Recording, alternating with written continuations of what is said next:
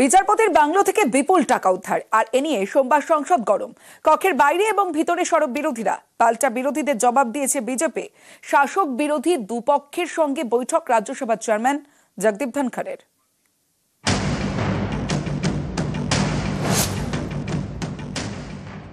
মানুষ দেখুক, যাদের হাতে বিচার ব্যবস্থা হ্রাস রয়েছে তাদের হাতে তাদের বাড়ি থেকে কারি কারি টাকা উদ্ধার হচ্ছে। এটাই প্রমাণ করে বিচার ব্যবস্থার কি করুণ অবস্থা। গত 14 মার্চ দিল্লি হাইকোর্টের বিচারপতি যশবন্ত ভার্মার বাংলোয় আগুন লাগে। ঘটনাস্থলে যায় পুলিশ ও দমকল। তখনই বিচারপতির বাড়ি থেকে বিপুল টাকা উদ্ধার হয়। সব 500 টাকার পোড়া নোট। কিন্তু বিচারপতির বাড়িতে এত নোট এলো কিভাবে? অনেকেই বলছেন কোন সাধারণ মানুষ বা ব্যবসায়ী কিংবা নেতার বাড়িতে এত টাকা উদ্ধার হলে তো ইডি সিবিআই এর দৌড়ঝাঁপ শুরু হয়ে যেত। এখন কেন তা হচ্ছে না? বিচারপতি বলেই কি ছাড়? এই ইস্যুতে সংসদ সোমবার গরম হয়ে ওঠে। মানুষ দেখুক, যাদের হাতে বিচার ব্যবস্থা হ্রাস রয়েছে তাদের হাতে তাদের বাড়ি থেকে কারি কারি টাকা উদ্ধার হচ্ছে। এটাই প্রমাণ করে বিচার ব্যবস্থার কি করুণ অবস্থা। বর্তমানে যে সরকার আছে এই সরকার কোনো দুর্নীতির সঙ্গে আপোষ করবে না। আজ পর্যন্ত কোনো বিচারপতির ইমপিচমেন্ট হয়নি। যদি সে সত্যিই দোষী থাকে তাহলে ইমপিচমেন্ট হবে। দিল্লি হাইকোর্টের প্রধান বিচারপতি ডি.কে. উপাধ্যায়কে দেওয়া রিপোর্টে পুলিশ জানায়, বিচারপতির বাংলোর স্টোর রুমে 3-4 বস্তা আধপোড়া নোট পাওয়া গেছে। প্রাথমিক তদন্তের পর দিল্লি হাইকোর্টের প্রধান বিচারপতি জানান, টাকা উদ্ধারের ঘটনায় আরো গভীর তদন্তের প্রয়োজন। বিচারপতি ভার্মার দাবি, তিনি বা তাঁর পরিবারের কেউ স্টোর রুমে টাকা রাখেননি। তাঁর মতে সবাই যেতে পারেন এমন জায়গায় টাকা লুকিয়ে রাখার ধারণাটাই তো অবাস্তব। বিচারপতি ভার্মার এও দাবি, বাংলোয় তাঁর বসবাসের জায়গা এবং স্টোর রুম একেবারে আলাদা, মাঝে রয়েছে পাঁচিল। এসবের মাঝেই রবিবার বিচারপতি ভার্মার বাংলোর সামনে থেকে পোড়া নোট উদ্ধার হয়। এতে নতুন করে তৈরি হয় বিতর্ক। বাড়ির সামনের যে কুড়া রয়েছে সেখান থেকে এই 500 টাকার যে ঝলসানো নোটের অংশ, সেটা আমাদের হাতে এসে পৌঁছালো কিভাবে? বাংলোয় নোট উদ্ধারের বিষয়টি প্রকাশ্যে আসতেই বিচারপতি যশবন্ত ভার্মাকে এলাহাবাদ হাইকোর্টে বদলি করে সুপ্রিম কোর্টের কলেজিয়াম।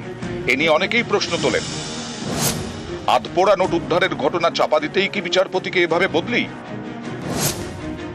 শেষমেশ এই ঘটনার তদন্তে 3 সদস্যের কমিটি গঠন করে দেন সুপ্রিম কোর্টের প্রধান বিচারপতি সঞ্জীব খান্না। আপাতত বিচারপতি যশবন্ত ভার্মাকে বিচার বিভাগীয় কোনো কাজ করতে হবে না বলেও নির্দেশ দিয়েছে সুপ্রিম কোর্ট। কিন্তু এতে বিতর্ক থামছে না। এদিন যেমন পারদ চড়ে সংসদে। প্রতিদিন judicial confidence is being eroded. High court জজ রিজাইন করে পলিটিক্সে জয়েন করে ক্যান্ডিডেট হচ্ছে, সিজিআই রিটায়ারমেন্ট করে মেম্বার অফ পার্লামেন্ট হচ্ছে, সিজিআই রিটায়ারমেন্ট করে গভর্নর হচ্ছে। আমাদেরও তো মনের মধ্যে সন্দেহ লাগে, কোন জজ কোন কালার, হোয়াইট, ব্লু, স্যাফরন। যেই জুডিশিয়ারির উপরে মানুষের সমস্ত বিশ্বাস রয়েছে, সেই বিশ্বাসে আঘাত লাগলে কিন্তু মুশকিল হয়ে যায়। অভিজিৎ বন্দ্যোপাধ্যায় এখানে যার চাকরি ছেড়ে তিনি জাজের চাকরি আরামে আরো কয়েক বছর করতে পারতেন, সেই চাকরি স্যাক্রিফাইস করে উনি এখানে এসেছেন জনগণের হয়ে লড়াইয়ের জন্য। জনগণের ভোটের দ্বারা নির্বাচিত হয়েছেন, তৃণমূল কংগ্রেসের কৃপায় আসেননি উনি। তো উনি জনগণ ভোট দিয়ে পাঠিয়েছেন। তো জনগণের ভোটে যদি একজন উকিলবাবু তিনি আসতে পারেন, তাহলে একজন বিচারক আসতে পারবেন না কেন? এদিন শাসক বিরোধী দুপক্ষের সঙ্গে বৈঠক করেন রাজ্যসভার চেয়ারম্যান জগদীপ ধনখড়।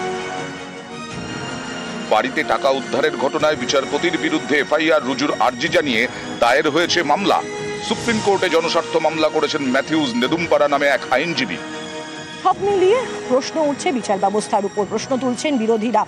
এখন দেখার এই তদন্ত রিপোর্টে চূড়ান্ত কি উঠে আসে এবং এই পোড়া নোটের আসল সত্য কি সত্যি বেরিয়ে আসে কিনা।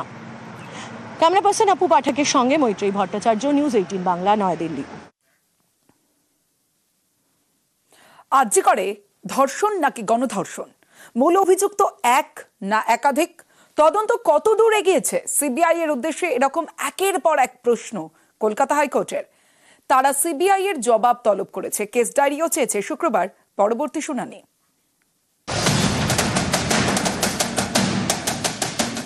আরজি করে মহিলা চিকিৎসকের ধর্ষণ খুন, হাইকোর্টের নির্দেশে তদন্ত করছে সিবিআই। কেন্দ্রীয় গোয়েন্দাদের তদন্তে ডজন খানেক প্রশ্ন তুলে পুনরায় তদন্তের আবেদন করে পরিবার। সুপ্রিম কোর্ট স্বতঃপ্রণোদিত হস্তক্ষেপ করায় জল গড়ায় শীর্ষ আদালতে। সুপ্রিম কোর্টের দেখানো পথে হেঁটে সোমবার শুনানি শুরু হয় কলকাতা হাইকোর্টে। বিচারপতি তীর্থঙ্কর ঘোষের বেঞ্চে এদিন শুনানিতে নিহত চিকিৎসকের পরিবারের আইনজীবীরা বলেন, সিবিআইয়ের কি আদৌ সিট হয়? এ নিয়ে হাইকোর্ট রিপোর্ট তলব করুক। সিসি ক্যামেরার ফুটেজ নেই, তদন্তে অনেক ফাঁক রয়েছে, বিষয়টি খতিয়ে দেখুক আদালত। হাইকোর্টের নজরদারিতে ফের তদন্ত করুক সিবিআই। সঠিক তদন্ত না হলে পুনরায় তদন্তের নির্দেশ দিক আদালত। সিবিআইয়ের তদন্ত নিয়ে এভাবেই এদিন প্রশ্ন তোলেন নিহত চিকিৎসকের পরিবারের আইনজীবীরা। এরপর কলকাতা হাইকোর্টের একের পর এক প্রশ্নের মুখে পড়ে সিবিআই। বিচারপতি তীর্থঙ্কর ঘোষ জানতে চান, আরজি করে ধর্ষণ হয়েছিল নাকি গণধর্ষণ? মূল অভিযুক্ত কি একজন নাকি একাধিক? নিম্ন আদালতে সাজা হওয়ার পর কি তদন্ত করেছে সিবিআই? সেই তদন্তে অগ্রগতি কি? ভারতীয় ন্যায় সংহিতার ৭০ ধারায় গণধর্ষণের অভিযোগে কি তদন্ত হয়েছে? এই সব প্রশ্নের উত্তর জানতে চায় কলকাতা হাইকোর্ট। সিবিআইয়ের থেকে কেস ডায়েরিও তলব করেছেন বিচারক তীর্থঙ্কর ঘোষ। সিবিআইয়ের আইনজীবী রাজদীপ মজুমদার জানিয়েছেন, আগামী শুক্রবার পরবর্তী শুনানির দিন হাইকোর্টে কেস ডায়েরি পেশ করবে সিবিআই। আদালত প্রশ্ন করেছেন যে আপনারা যখন তদন্ত করছিলেন তখন ফ্লেক্সিবল ছিলেন কিনা, যে ইস্যুগুলো উঠে এসছে ইনক্লুডিং গ্যাংরেপ, সেই বিষয়গুলো আপনারা কিভাবে এক্সপ্লোর করেছেন।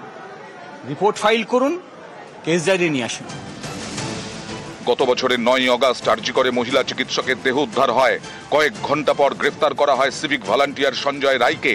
এবছর জানুয়ারিতে তাকে যাবজ্জীবন সাজা শোনায় শিয়ালদা কোর্ট। এরপর এই মামলায় ফের তদন্তের দাবিতে সুপ্রিম কোর্টে যায় নিহত চিকিৎসকের পরিবার। সেখান থেকে মামলা এখন কলকাতা হাইকোর্টে। এদিন সেই মামলার শুনানিতে রাজ্যের আইনজীবী কল্যাণ বন্দ্যোপাধ্যায় বলেন, আদালত অনুমতি দিলে পুনর্তদন্তে রাজ্যের আপত্তি নেই, কিন্তু আরজিকর মামলায় বিচার শেষে সাজা ঘোষণা হয়ে গেছে। এখন কি ফার্দার ইনভেস্টিগেশন চালাতে পারে সিবিআই? অন্য ক্ষেত্রে সিবিআই সক্রিয় হলেও এই মামলায় সিবিআই তদন্তের গতি এত ধীরে কেন? 15 দিনের মধ্যে তদন্ত শেষ করার সময়সীমা বেঁধে দিক আদালত। 1 বছর তদন্ত করে সিবিআই কি পেল রাজ্যবাসী জানতে চায়। নিউজ 18 বাংলা। স্কেচ দেখে গ্রেফতার অভিযুক্তকে গ্রেফতার ঠাকুরপুকুর থানার পুলিশের। ডায়মন্ড হারবার রোডে যৌন হেনস্থার অভিযোগ। 18ই মার্চ নাবালিকাকে যৌন হেনস্থার অভিযোগ। শিলপাড়া ঠাকুরপুকুর বাজারগামী অটোতে হেনস্থা। নাবালিকার মার বিবরণে স্কেচ তৈরি অভিযুক্তের। অবশেষে অটো চালককে গ্রেফতার পুলিশের। স্কেচ দেখে গ্রেফতার অভিযুক্তকে গ্রেফতার ঠাকুরপুকুর থানার পুলিশের। ডায়মন্ড হারবার রোডে যৌন হেনস্থার অভিযোগ। 18ই মার্চ নাবালিকাকে যৌন হেনস্থার অভিযোগ। শিলপাড়া ঠাকুরপুকুর বাজারগামী অটোতে হেনস্থা। নাবালিকার মার বিবরণে স্কেচ তৈরি অভিযুক্তের। অবশেষে অটো চালককে গ্রেফতার পুলিশের।